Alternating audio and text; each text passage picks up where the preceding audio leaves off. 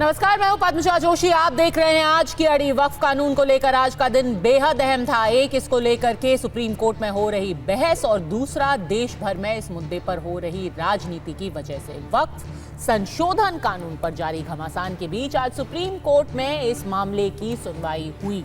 आपको याद होगा कि इसको लेकर के 100 से ज्यादा ऐसी अपील हैं जो कि सुप्रीम कोर्ट के सामने की गई हैं। इस दौरान सुनवाई के दौरान कोर्ट ने कुछ प्रावधानों को लेकर के आदेश पारित करने की इच्छा जरूर जताई, लेकिन केंद्र ने उसका विरोध किया। इसके बाद कोर्ट ने कहा कि हम मामले की कल दोबारा दोपहर 2 बजे सुनवाई करेंगे। पर सुनवाई के दौरान बहस बहुत लंबी और बहुत तीखी हुई।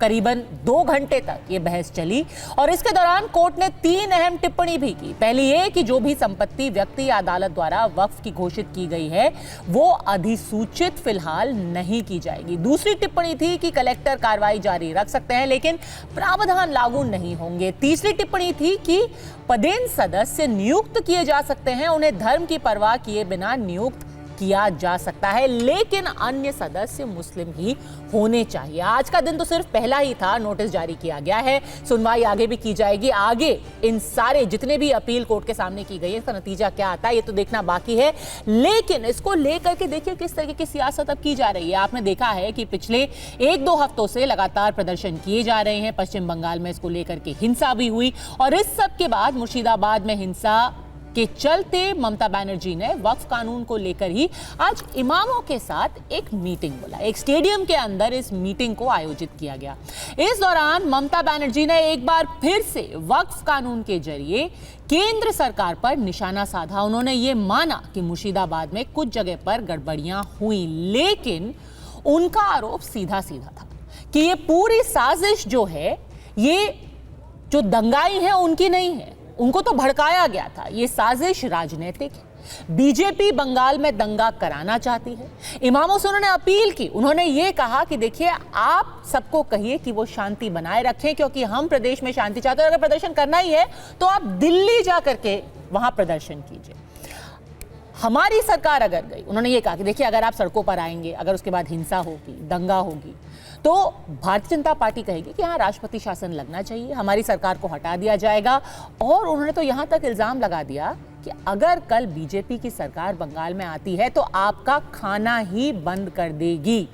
उन्होंने ये भी कहा कि अगर एक दिन ऐसा आता है और जब वो दिन आएगा कि बीजेपी सत्ता से बाहर होगी केंद्र में, तो हम एक संविधान में संशोधन ला करके इस कानून को ही खत्म कर देंगे। ये बेहद जरूरी बात है, क्योंकि अभी तक कई ऐसे राज्य हैं, कई ऐसे मंत्री हैं, पार्टियां हैं जिन्होंने कहा है कि हम इस वक्फ कानून को मानते ही नहीं है। हम अपने राज्य में जहां जहां हमारी सरकारें हैं, भले से ही वो कांग्रेस शासित राज्य हो, कर्नाटका हो या फिर पश्चिम बंगाल हो, हम इस कानून को ही मानेंगे नहीं, हम इसको लागू नहीं करेंगे।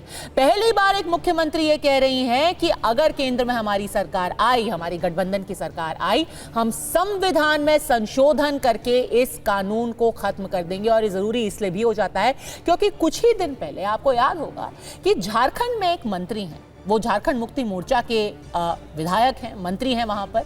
उन्होंने तो साफ साफ ये कह दिया कि हमारे लिए आज के दिन सबसे पहले है शरीयत और उसके बाद है संविधान। सुनिए उन्होंने क्या कहा। অনেক পরিবর্তন হবে দিল্লিতে, সেদিনটার জন্য অপেক্ষা করব। আবার নতুন সরকার হবে, যেদিন বিজেপি ক্ষমতা থেকে যাবে, যে আইনগুলো অ্যান্টি পিপুল করেছে সেই আইনে আবার কনস্টিটিউশন অ্যামেন্ডমেন্ট করে আইনগুলোকে বদলাতে হবে। আর बंगाल में बीजेपी पोलराइजेशन करने चाहता है, जैसे हमारा गवर्नमेंट चला जाए और वो आए, वो आने से आपको तो खाना भी बंद कर देगा। दिल्ली में देखा, বাঙালি এলাকায় মাছ ভাত বন্ধ, মাছ মাংস সব বন্ধ, সব বন্ধ করে দেবে। शरीयत मेरे लिए बड़ा, ठीक है। हम कुरान सीने में रखते हैं और हाथ में रखते हैं संविधान।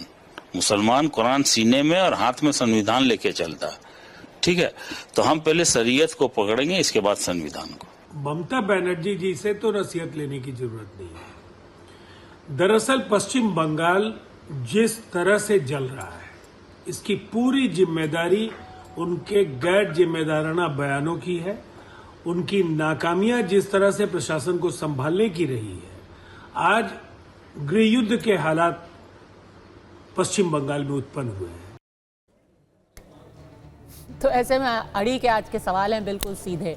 क्या अब ये मैसेजिंग बिल्कुल साफ हो गई है? वोट बैंक के लिए संविधान बदलने की तैयारी भी की जा रही है। पहले शरिया फिर संविधान, क्या ये नहीं है बाबा साहेब का अपमान? क्या इमामों से मुलाकात, पीड़ितों से कब होगी बात? सोचिए, अभी एक हफ्ता होने को आया है जब मुर्शिदाबाद में हिंसा हुई थी। कई लोग वहां पर हैं जो अभी भी पीड़ित हैं, कई लोग हैं जो अपनी जान बचा करके मालदा में छुपे हुए हैं, वहां पर रिलीफ कैंप्स में रह रहे हैं। उनके साथ भी कभी कोई मुलाकात करने जाएगा?